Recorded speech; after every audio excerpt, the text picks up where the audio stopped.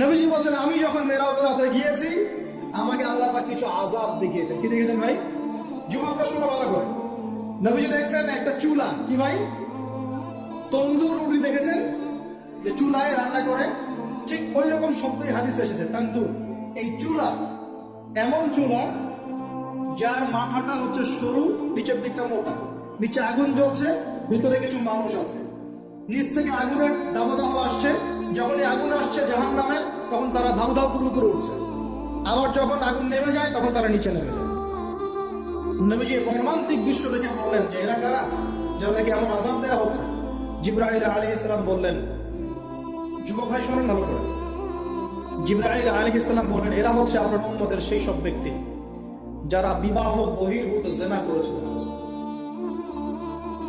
এই পাপটা মারাত্মক। আল্লাহ পাক আমাদের সবাইকে পাপ থেকে ফিরে আসার তৌফিক দান করুন।